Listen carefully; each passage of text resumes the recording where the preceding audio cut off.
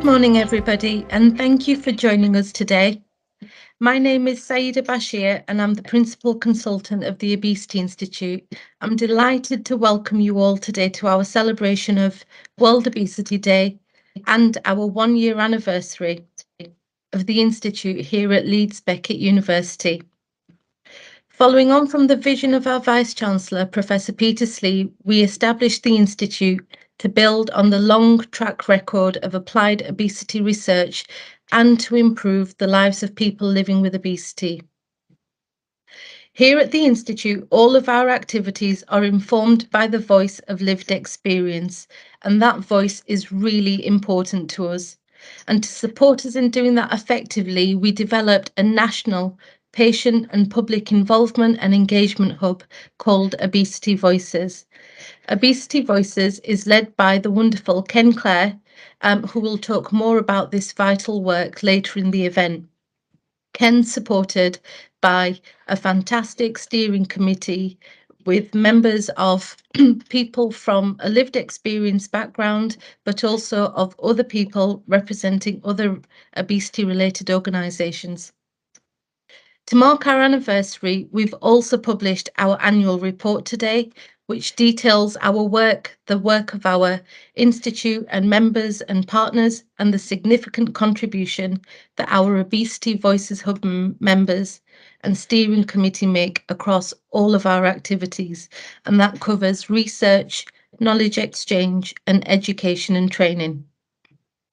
So, as many of you know, World Obesity Day is celebrated on the 4th of March each year. It brings together people who are keen to raise awareness of obesity and many other diseases at which it impacts. Following the World Obesity Day message of addressing obesity together, we will be presenting our new animation sharing our approach. We wanted to channel our efforts and energy into stamping out the blame, stigma and discrimination faced by people living with obesity, and particularly those suffering from inequalities from our least heard communities, emphasising our desire and strong commitment to empower and support everyone living with obesity. Next slide, please.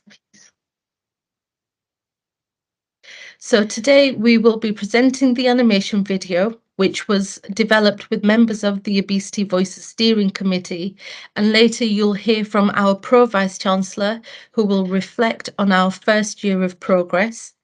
Ken will share his insights of his advocacy work with Obesity Voices, and we have developed a fantastic panel to basically answer questions from our Obesity UK support groups and the audience today, and that's in partnership with Obesity UK. Next slide, please. If you'd like to ask any questions through the panel session or throughout the event, please use the details on the slide. We will be using Slido, and the details of the code is LBU Obesity Institute. Next slide, please. So if many of you, and I'm sure you are active on social media, we'd also appreciate you joining us on social media, tagging us into your posts throughout the event and for your activities on World Obesity Day, and the details are on the screen. So finally, I'd just like to say welcome again. Thank you for joining us, and we'll begin now by playing the animation.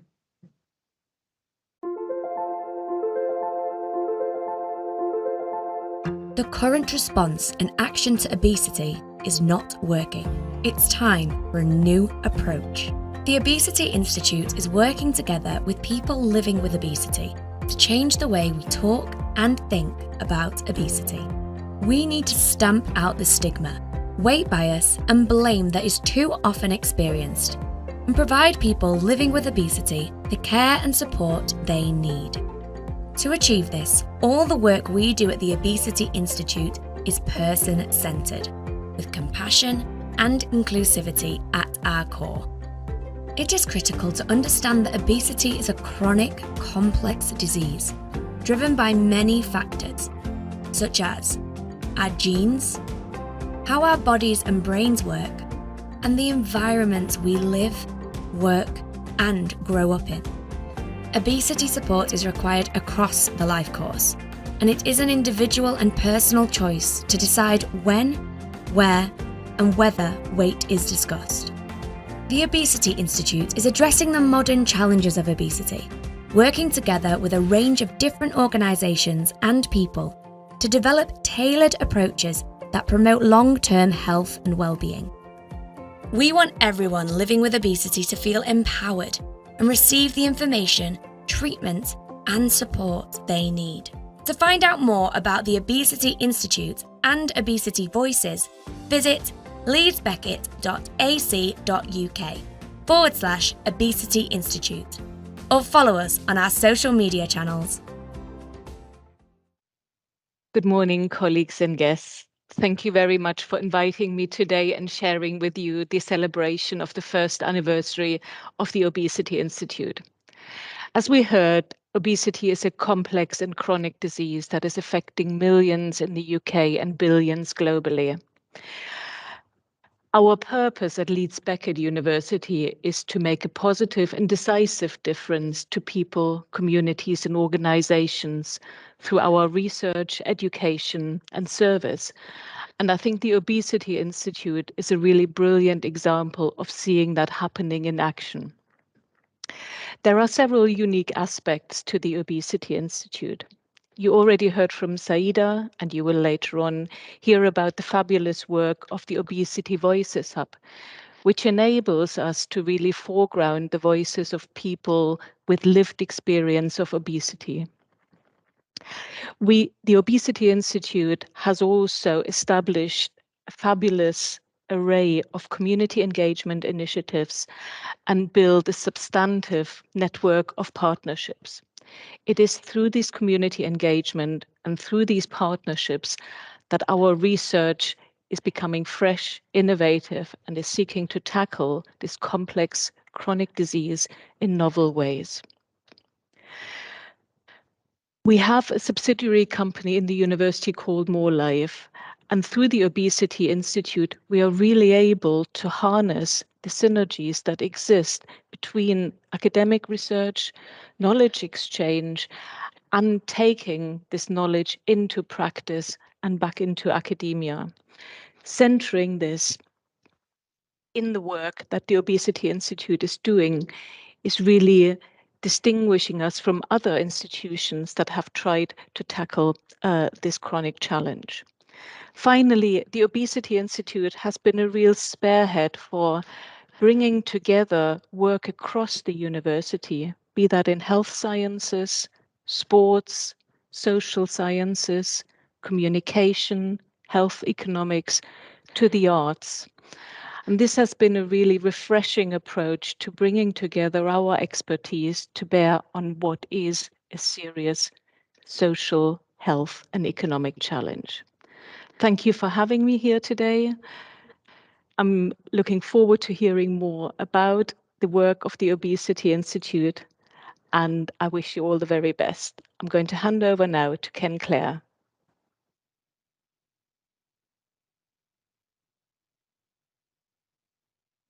Thank you, Pro Vice-Chancellor. And thank you all for coming along today. And I'm really pleased to be talking about the impact of the voice of lived experience. My job title, which is a mouthful, is the Patient and Public Involvement and Engagement Lead here in Obesity Voices and Obesity Institute.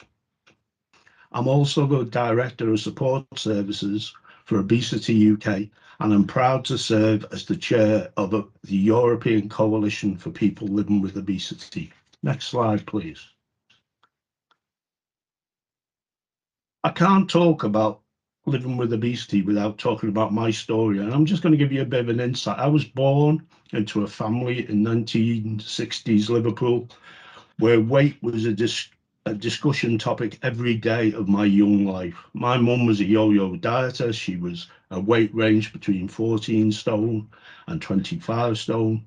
She was never happy, and food was always an issue. I've lived with being overweight or obesity all my life.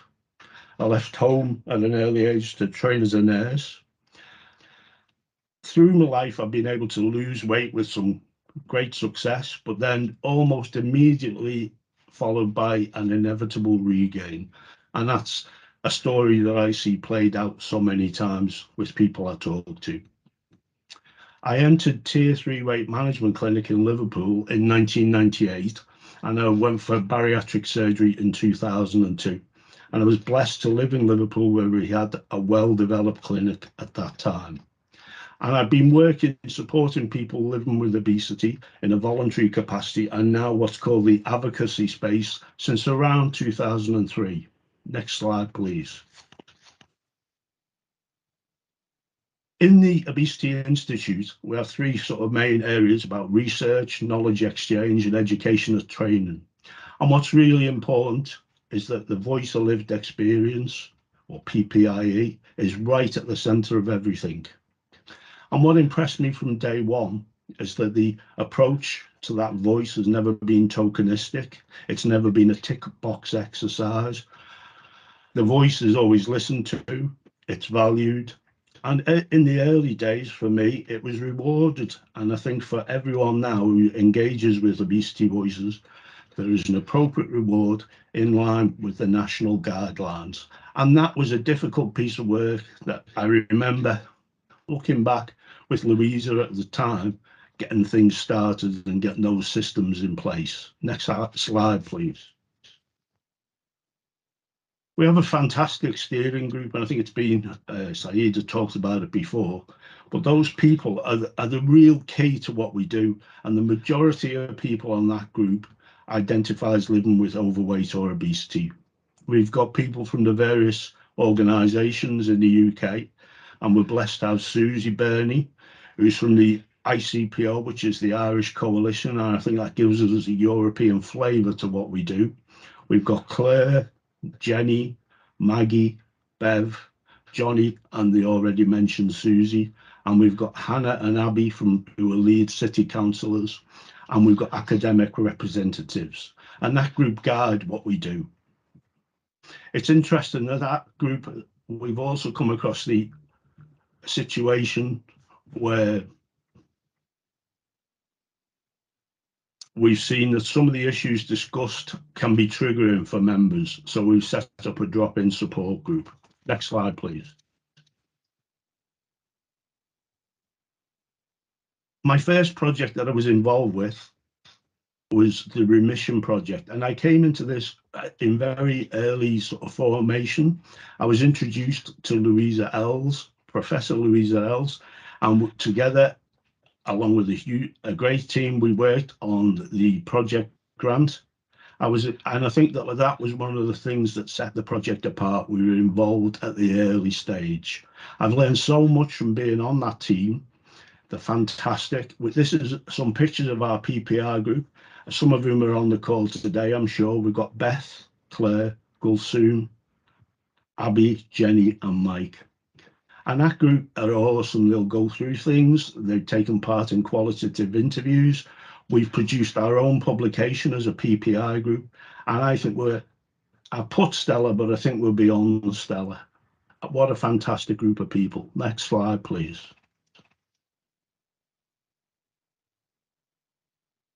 Obesity UK has a strong partnership with the Obesity Voices Hub, and I think that's really got to be pointed out at this stage.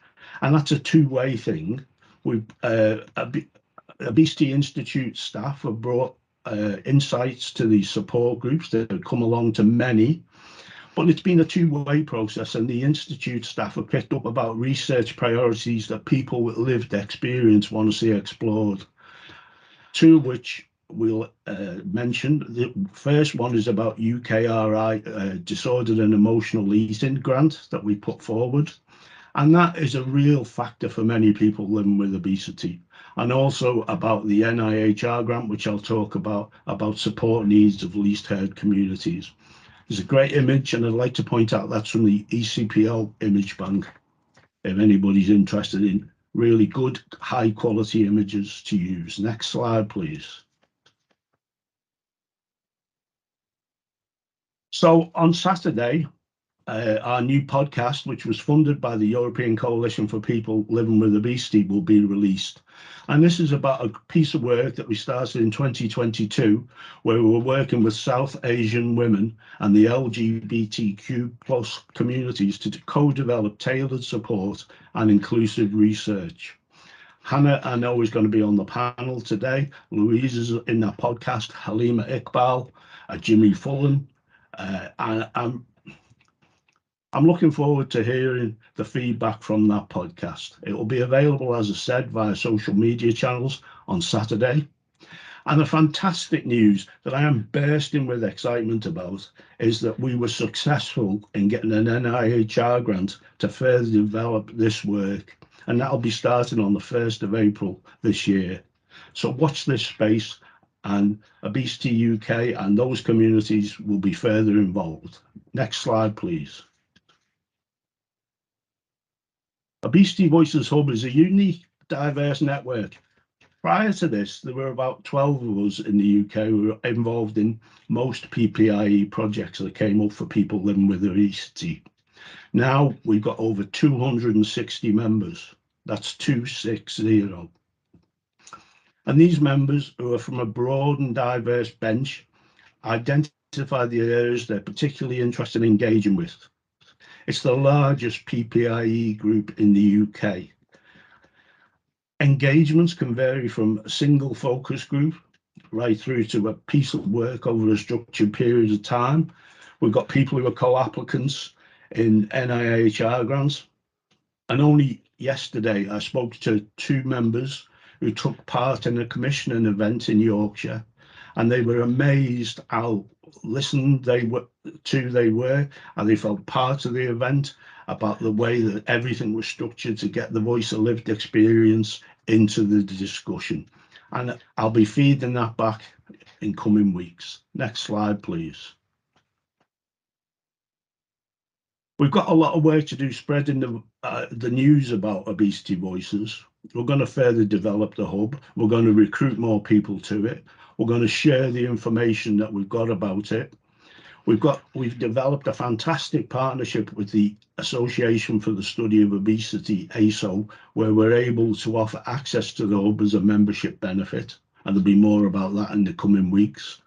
We're going to further embed the voice of lived experience. We had members who were embedded within the UKCO conference at Lancaster last year, and they were reimbursed for their time along NIHR lines. And we're going to be doing that in Belfast in September this year. And some of our members will be attending ECO 2023 in Dublin, and we're all really looking forward to that. Next slide, please. One of the things that I've really enjoyed doing is going and telling my story to people who are currently studying. And over this year, I've been undergraduate physiotherapists, postgraduate dietetic and nutritionist students. And we've also been spreading the word beyond Leeds, Beckett. On the panel today is Professor Jason Halford, who asked me several years ago to go along to Liverpool University undergrad psychology students. And that's a tradition I've continued each year since. Last week, I was involved with some CBT students at University of East Anglia, thanks to Helen Peretti, who's also on the panel. And we're going to be helping people on the Obesity Voices Hub develop the skills to tell their story. Next slide, please. What's ahead for 2023? We're going to have wider partnerships. We've already got some organisations that we're starting talks with, and we'd like to expand our partnership. We'd like to grow the hub. We'd like more work led by the lived experience, and we've already started that to see what people think that we should be developing as an Obesity Institute. We're going to develop the team within the hub. We're also going to develop the input from people like me. I don't want to be a one-person organisation about PPI. I love the job. It's the best job I've ever had, and I work with a fantastic team across the Institute. I hope that joy comes out in my voice, and I think that we've got some fantastic opportunities ahead. One of the things that all of the Obesity Voice members are looking for, and we're going to be working on in the next 12 months, is increased training, development and support. You've got to remember that we're working with people with a lived experience who've often got chronic multiple conditions, and they need support and engagement throughout their work. Next slide, please. And without further ado, I'm delighted to hand over to Carlton Cook. Thank you. Thanks very much for that, Ken. Always great to hear from Ken. Always gives us a really down-to-earth view on living with obesity. So thanks very much for that. So welcome. My name's Carlton Cook. I am a co-director of the Obesity Institute at Leeds Beckett University, working alongside Louisa Els, Paul Gately, Saida and Sunit in the Institute. And first of all, I'd like to ask anybody who's on the panel if you can please switch on your cameras and microphones now, so A, people can put a face to a name, and B, you can also sort of introduce yourselves. And great, Ken, that you're staying with us for this session, because I'm sure you'll have some valuable contributions to make from the perspective of lived experience, especially having looked at some of the questions that are kind of cropped up on Slido. So without further ado, can I ask panel members quickly to we'll just quickly whiz through and just introduce yourselves. So I'll start with Louisa. Hi everyone, I'm Louisa Els. I'm Professor of Obesity at Leeds Beckett, and I have the great pleasure of being a co-director of the Obesity Institute. Okay, Paul. Good morning, everybody. I'm Paul Gately. I'm also a co-director alongside Louisa and Carlton of the Obesity Institute. I'm a professor of exercise and obesity, and I'm also the CEO of More Life. Okay, Ken, of course, needs no further introduction because you've already heard from him. So we'll go now to Professor Jason Halford. Hello, I'm Jason Halford. I'm currently the president of the European Association for the Study of Obesity, but I go a long way back with Ken, as he's mentioned, and also ASO UK. Great, thanks for that, Jason. Now we'll move on to Councillor Hannah Bithell. Good morning. My name's Hannah Bithell. I represent Kirkstall. I'm a deputy exec member on Leeds City Council, and I am obesity champion for the city. Thank you. Great, thanks very much, Hannah. And finally, but last but by no means least, over to Dr. Helen Peretti. Morning, everybody. Thank you for inviting me to this. So I'm Helen Peretti. I'm a consultant clinical associate professor at UEA, which is a bit of a mouthful as well. But I'm also a GP, and I work a little bit in specialist weight management services. And I've got a couple of national roles, which I won't bore you with. So. Okay, thanks very much for that, Helen. And thanks everybody for giving up your time today to be on the panel with us to answer these questions. It's very much appreciated. So without further ado, I'm going to come to Paul with the first question. So the first question is, when I grew up, I learned habits around food and eating that aren't very healthy, and I'm worried about passing those habits on to my kids. And that questioner is asking for panel views on this. So we'll start with you, Paul. If when Paul has finished, if anybody wants to add anything to that, just go live on your microphone and then I can come to you. So Paul. Yeah, good morning, everybody. Great question. And as a parent of 5 children, this is a daily battle for me too, trying to work out which of my good habits are passed on and obviously less of my bad habits. I think, but on a serious note, this is a real concern for many parents that we work with. In some ways, the acknowledgement and the recognition of the risk is really important. And I think parents should celebrate the efforts that they do take. Many feel under pressure and don't have a voice, which is why we talk about obesity voices here. So it's critical to recognise that those passing on habits are there and real, but equally, acknowledge them means that parents can do something about them. So we'll get on to what can we do. There's two things to this. One is we are really lacking support across the UK for our children. We saw a huge increase in obesity during COVID, and we've seen no real response from government on this. And we know local services are stretched too. So there is very little support out there for parents. And so, you know, that's a reality. But in terms of what can you do? Well, I put it into, there's lots of things you can do. The first is make it fun. You know, habits can be fun, and food habits can be fun. Activity habits can be fun. Celebrating family lifestyle can be fun. Eating around the table can be fun. Going to the park can be fun. So make it about fun and engage behaviors and habits that are fun based. I'd also say they should be friendly. As parents, sometimes you really want your children to do what you want to do, and unfortunately that puts pressure on them sometimes. And so maybe being a bit more friendly in the tone, think about how might I communicate and engage them in a more constructive way rather than an impassioned way as a parent. So the friendly bit, I think, is really key. But also firm, you know, and as children, you know, my kids will do anything they can to not go to bed on time. So being firm and having set boundaries around food time, meal times are really critical for them to have some security around their behaviour. So not a lot to offer there, just some little tips, but acknowledgement is great. Be confident, and bit of fun, bit of friendliness, and bit of firmness. Thanks very much for that, Paul. I think you did pack quite a lot in there, actually. Jason, did you want to just come in on that, or?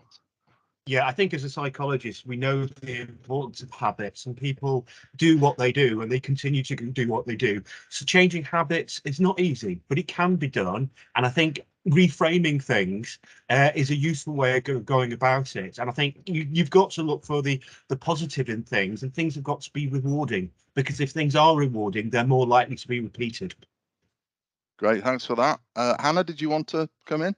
Yeah, thank you. I recently adopted some children, and I guess there's kind of two angles to this. I also have that same real fear about passing on poor eating habits.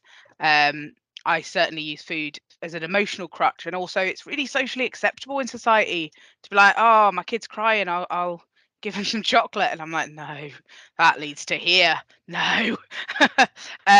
So yeah, I totally empathize with the question. I thought it might be useful to just add that also there are a huge number of children who, for a range of reasons, already have really difficult relationships with food. And actually, it's a bit of a plea as a parent of a child who has a difficult relationship with food for strangers in places like soft play to stop feeding them. Like, I never knew this was a thing, but it's completely socially acceptable for people to just give random children food. So actually it's not just about necessarily us passing on our habits, but us helping young people to be able to manage the habits they may have already got from external to the family as well. And I guess with that in mind, it's probably worth mentioning the Henry programme at Leeds City Council, which really does give just effective, practical advice. Sometimes you just need to be reminded what to do in a really non-judgmental place. Certainly, I request that regularly. So, yeah, if that's helpful, then we can put out information, I'm sure, about that course as well. Great, thanks for that, Hannah. Paul, did you want to come back in, or?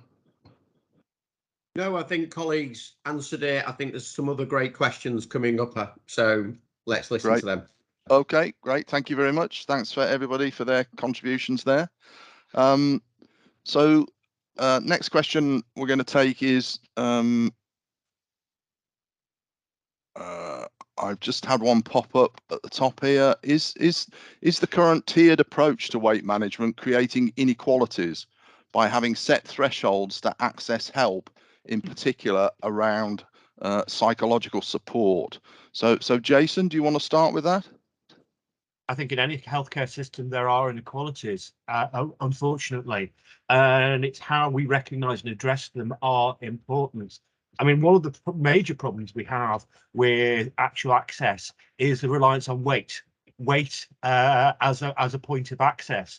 And it's paradoxical. It's always been paradoxical in my mind that if you manage to successfully lose some weight, that support is withdrawn, which seems absolutely ridiculous when obesity is a lifelong chronic relapsing disease. It makes absolutely no sense as a treatment modality. So I would take it broader than that. But yes, there are, and we know that obesity is particularly suffered in communities and individuals of low socioeconomic status.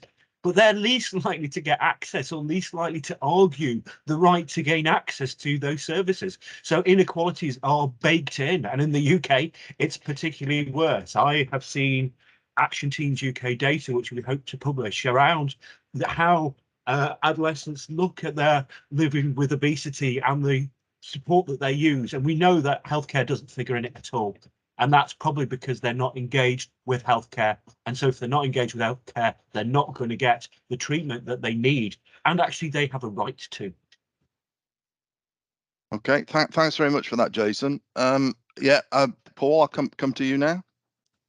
Yeah, I guess, I mean, Jason said some really critical points there. I guess the only thing I'd add to this is that I think, you know, we have a tiered approach and it has a large degree of utility. So what I wouldn't want to do is throw the baby out with the bathwater. I think there's a lot of improvements we can make to the tiered approaches, but actually, without that tiered mechanism, we'd know nobody would take any responsibility. I mean, tier 2, local government, there's a real lack of responsibility around that. Tier 3, there's still a lack of responsibility in the NHS, and tier 4 is very limited in terms of budget. So even within those tiers, you know, if we remove those tiers, the lack of ownership and responsibility would be even more difficult. And I know 10 years ago, when we moved from PCTs looking after the whole of the pathway to local government and NHS, it has been a decade of devastation to obesity treatment services. And I would say it's really about the lack of investment and commitment to investment from both NHS and local government to obesity, rather than the tiered approach being the problem. Okay, thanks for that, Paul. Louisa, you wanted to come in?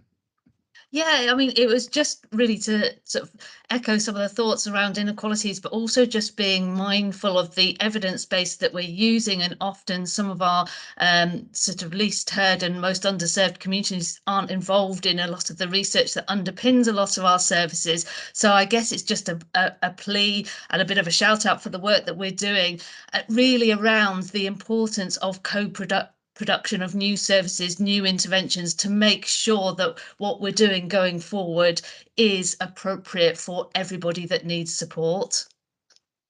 Okay, thanks a lot for that, Louisa. Hannah? Thank you. Yeah, just a really quick one. I think it goes wider as well in terms of the difficulties with the accountability in the tier system. That actually, so as a full disclosure, I'm a politician, so I quite like engaging with politics, but I'll try and keep it minimal.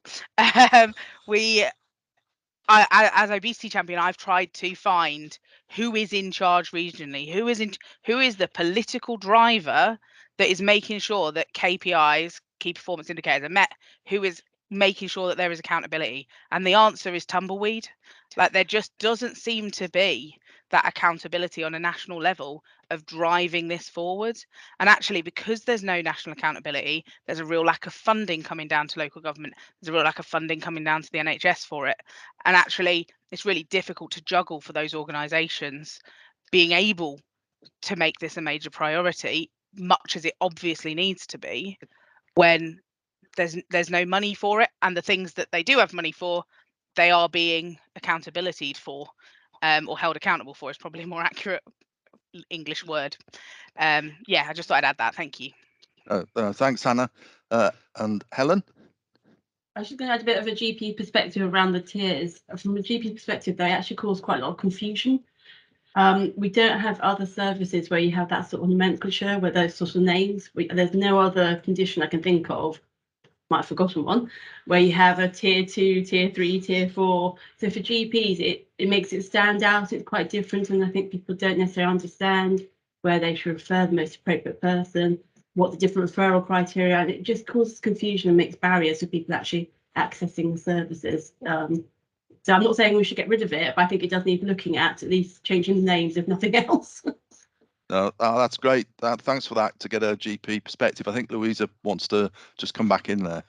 Yeah, just to echo, and Ken might want to jump in here, but that's certainly something that we've seen echoed in terms of the confusion and actually understanding what do the different tiers of service actually mean to patients. And that's definitely something that's quite frequently discussed. Go on, I'll let Ken jump in. It's one of the commonest questions on Obesity UK support groups. What tier am I on? Where am I up to? What's coming next? And then I think the other point I'd want to make is about the geographical differences and inequalities as well. You know, I don't know a service, and I'd love to hear it if there is one that's got everything working as it should be fantastically well.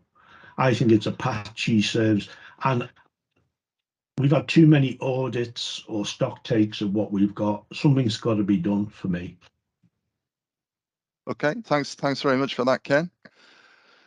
Okay, so we're going to move on now to the next question. So the next question is, I find it easy to lose weight, but I find it really difficult to keep the weight off, and I always end up feeling worse than before. So Jason, I'm going to come to you first. Yeah, and I can answer this on many levels. I started my career as an appetite scientist, although I'm a psychologist by training. And you know, weight loss it can be quite hard, but it's good if you can lose the weight in a structured and supportive way, and that's an incredible achievement. But what we do know is weight loss has physiological consequences, and that you experience in terms of hunger, the homeostatic drive, but also desire to eat, the hedonic motivation to consume as well. And that's the body's natural response. Whatever your weight, it does this. It defends, and that's underpinned by increases in the hunger hormone, ghrelin, and reductions in the satiety hormones, GLP-1, PYY. And that's really problematic, because that means the food isn't sending signals to turn your appetite off. So you're losing that ability.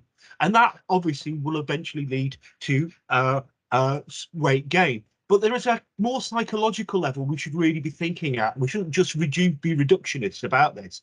It's about the fact of deprivation. If you are depriving yourself, if you're trying to sustain something which is unsustainable, that will have a negative impact on your mood. A negative impact on your mood will weaken your ability to resist the cues, the internal drivers, the situational drivers, but also the emotional drivers. And that will cause increased temptations, and those will lead to lapses. And lapses have a terrible negative psychological consequence, because you internalize your own failure. That knocks your self-efficacy, and that means it gets more and more difficult, because you lack self-belief, because you end up with this narrative that I can't do it.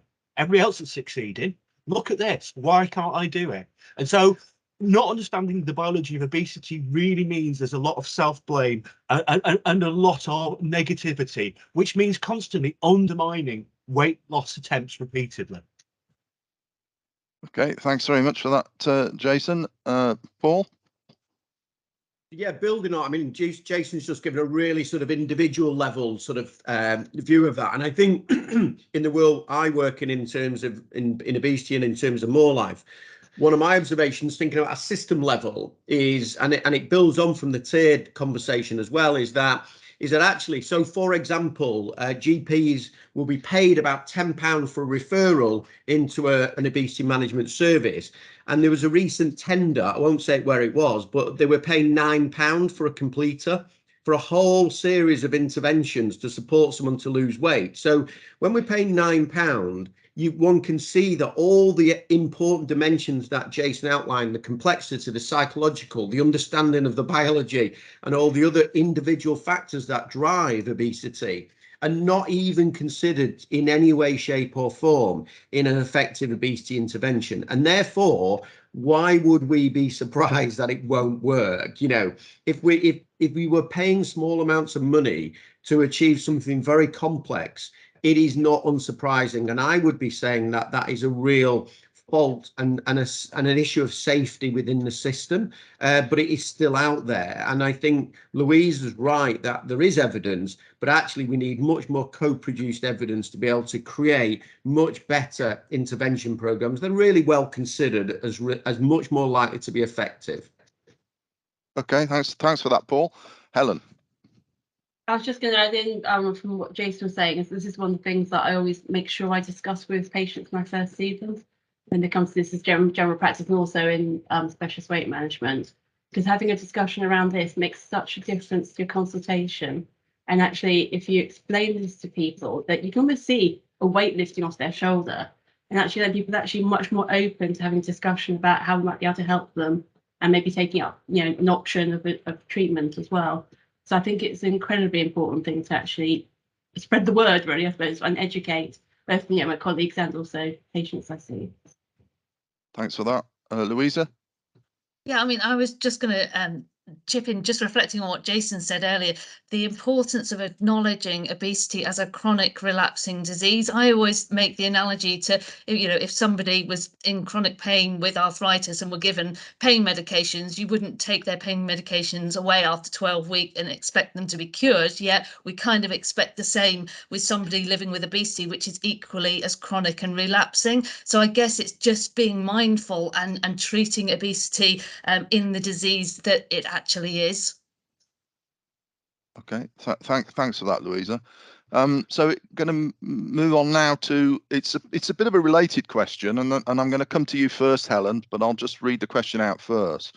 I've been a yo-yo dieter all my life, and I'd like to ask my doctor about my options. My BMI is 42.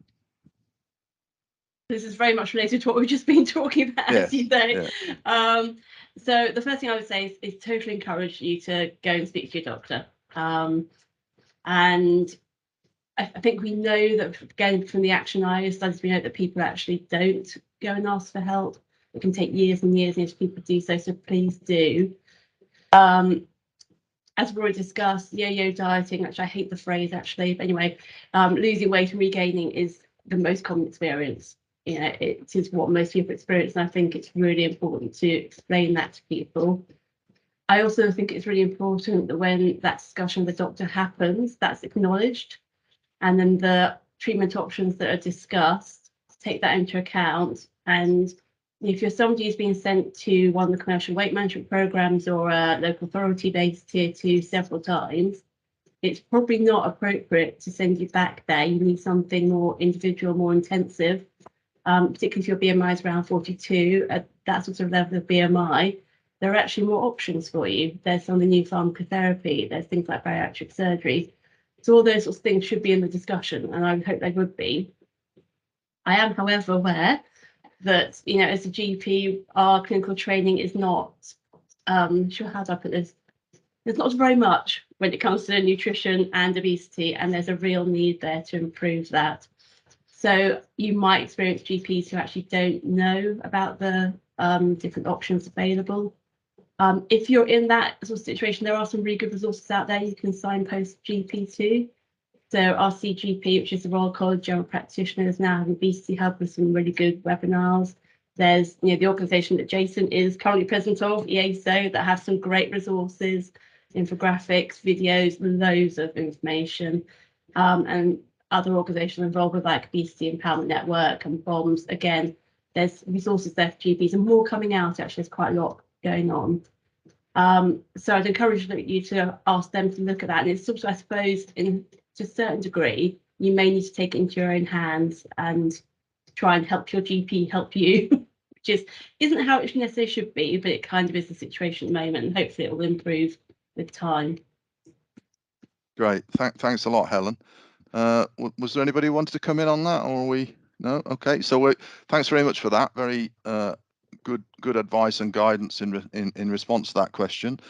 So I'm going to move on to the next question now. For anybody who's looking at Slido and thinking, why on earth is he just missing out the question that's at the top of the list? That's because that's more focused on research, and we've got quite a lot of questions which are around the lived experience. So I'm spending the time predominantly on those questions which are focused around the lived experience.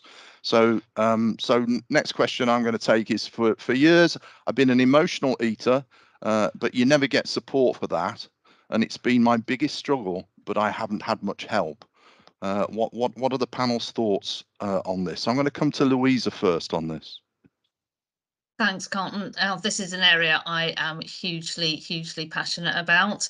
It doesn't matter which patient group I've been to speak to and whatever the topic we've gone to speak about, emotional and disordered eating is always brought up. And we've also done a little bit of research to show that there's real lack of support within this really important area that affects so many people. And I think there's a lot more work we can actually do by joining up weight management support and support around disordered eating that I think we can do. I think there's a lot of crossover between the two fields, and this is something that we are really passionate about taking forward within the Obesity Institute. And actually, it is actually Eating Disorders Awareness Week this week, which is quite nice that it coincides with World Obesity Day. And Ursula Philpott, who is one of our fantastic colleagues, actually delivered a fantastic webinar on disordered eating if anyone is interested in hearing more. And I think the link to that is within our social media. Okay, thanks very much for that, Louisa. Paul? Yeah, just building on from that, in terms of at More Life, we've been doing a lot of work for a number of years in terms of intervention programs. And obviously, when we're working with people with issues around eating, what we've tended to find is their outcomes or their participation in the intervention program, the sort of the nice guidance type interventions, has not been as effective. So more dropout, more challenges. And so when we've done sort of workshops with those people who started to understand they need something different. So back to Louisa's point about lived experience driving our understanding of what intervention should be. We're really lucky in Leeds, as well as, you know, Leeds University, and Jason, there's also Professor Andrew Hill at Leeds University, who's helped us then design support and guidelines for people with disordered eating. And so we do now pre-interventions with people with disordered eating, and then when they're ready, they move into the intervention pathway. And again, this is now starting to appreciate that actually people with a lived experience of obesity do not need one solution. They need a solution that's tailored for their needs. So do they follow a psychological pathway? Do they follow a bariatric pathway? Do they follow a medical pathway? Do they follow a eating disordered pathway? All of that is the rich mix of the journeys now that we're starting to build. And I think that adds to the complexity, but we now have a better sense of how to do this. And so, you know, I hope in the next 5 to 10 years, and for anyone wanting to do some research, this for me is the way to go. Tailoring and understanding is a really good way to go, because these brilliant tools out there, we've got to understand how to use them, and then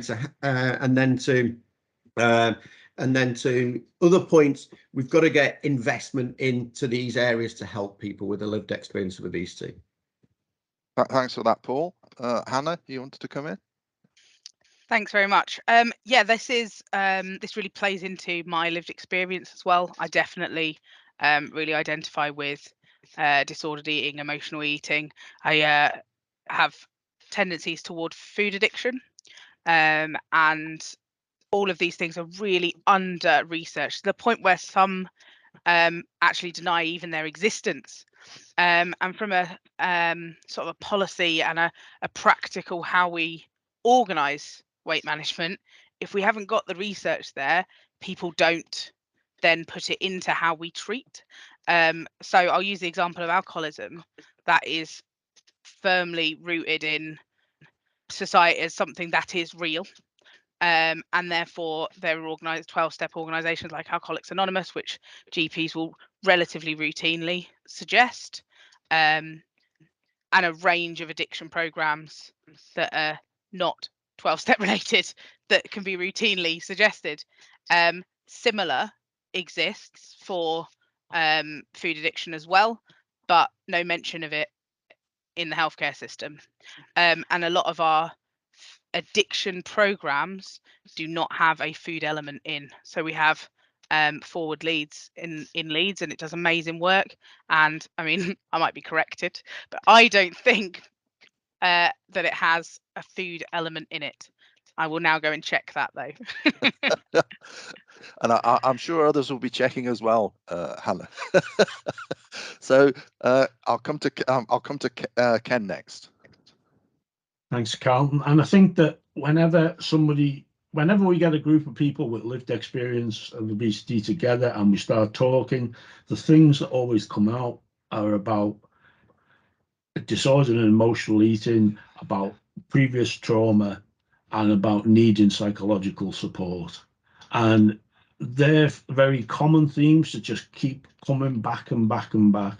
And we've got to try and tackle that. I think a lot of people go down the "I've not got an eating disorder" blind alley, and I think we were managing to move away from that with this new phrase.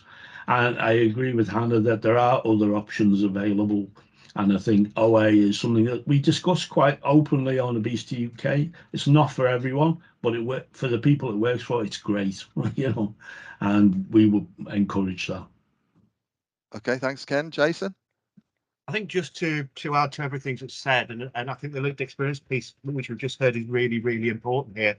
We have a relationship with food beyond nutrition, and I think we need to recognise that. And food has multiple functions, and eating has multiple functions. And I was thinking about trauma, and when I think about trauma, I think about mental illness, I think about stress and coping, and how you manage these things on a day-to-day basis. And I talked about temptations and lapses in my last answer. But I think this addiction piece is really, really interesting, because the addiction word is used in lots of different ways.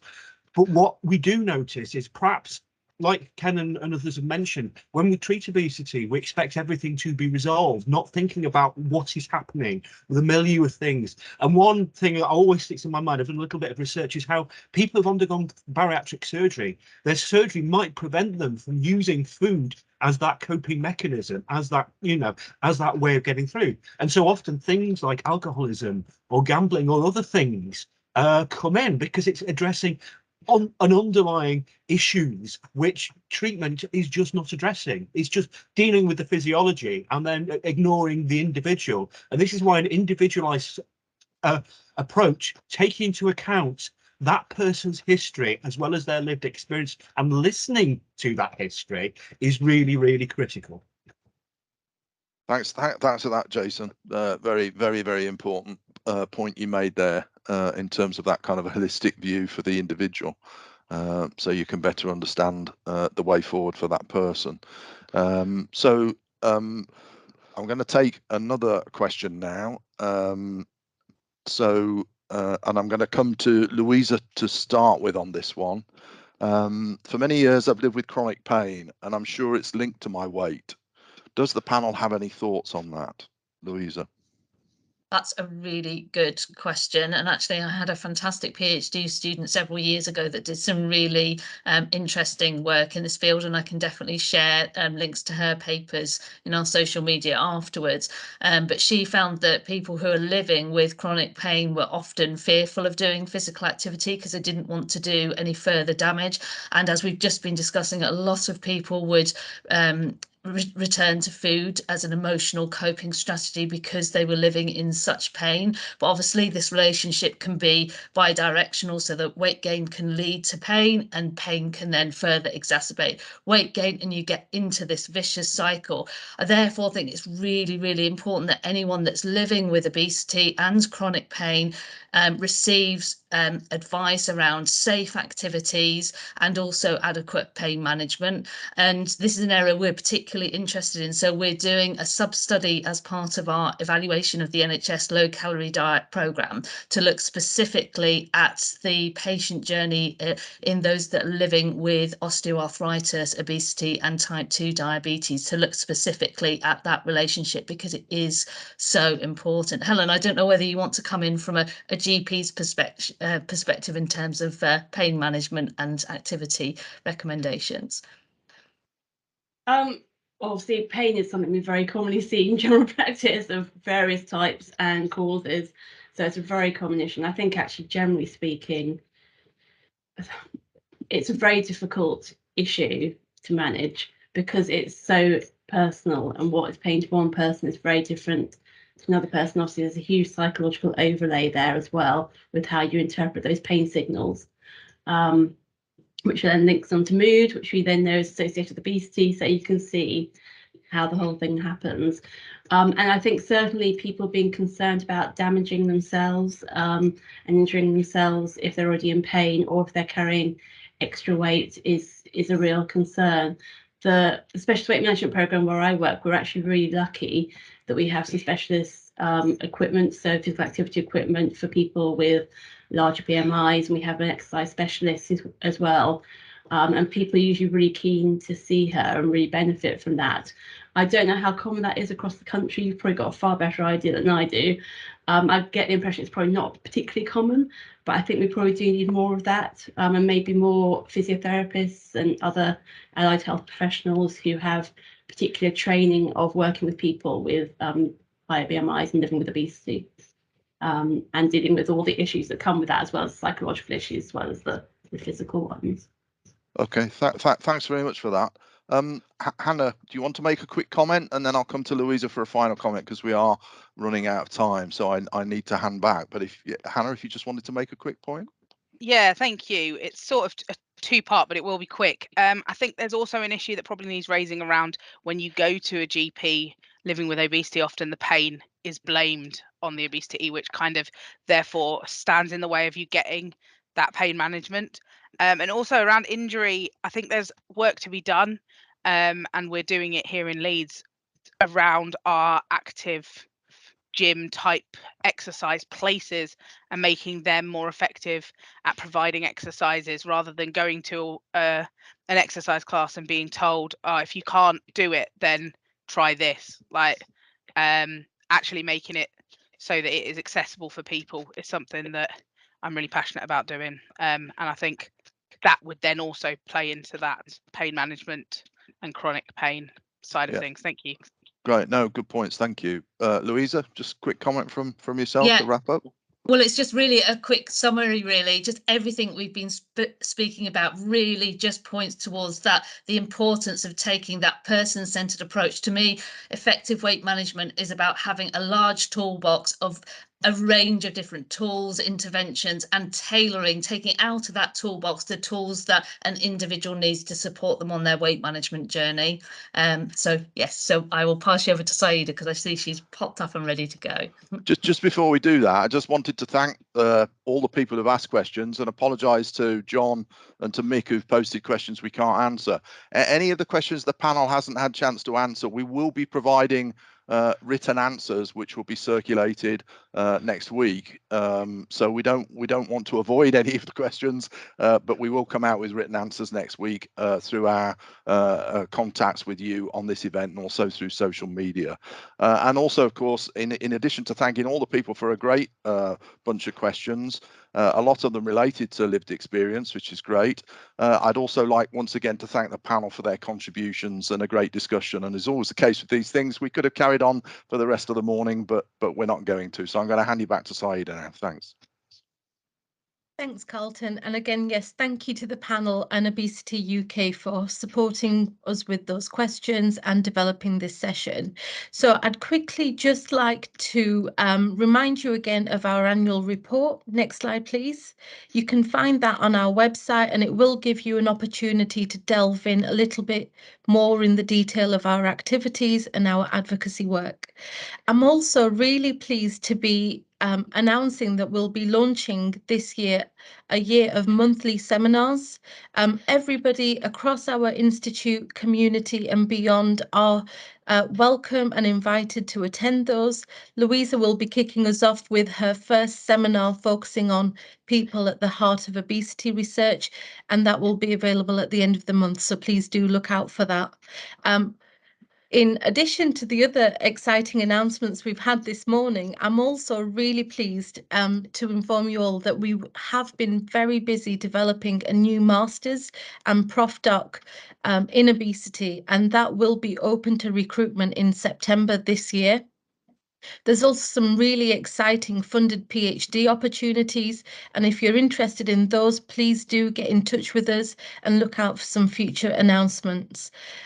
Finally, I'd just like to say a really big thank you to the members of our institute for their passion for making a difference to the lives of people living with obesity, our much valued Obesity Voices Hub members, and also, least but not least, our new institute coordinator, Sunit Morley, who's been very busy in the backgrounds making everything go smoothly today. So a big thank you to her. So yes, finally, I'd just like to say, continue to please follow us on World Obesity Day. If you're interested in joining the Obesity Voices Hub, details are on the screen, but they're also available on our website. And finally, just to let you know that the ECPO funded podcast on our work with some of those least heard communities, that will also be available tomorrow. So thank you very much, everybody, and have a lovely day. Visit leedsbeckett.ac.uk/Obesity Institute or follow us on our social media channels.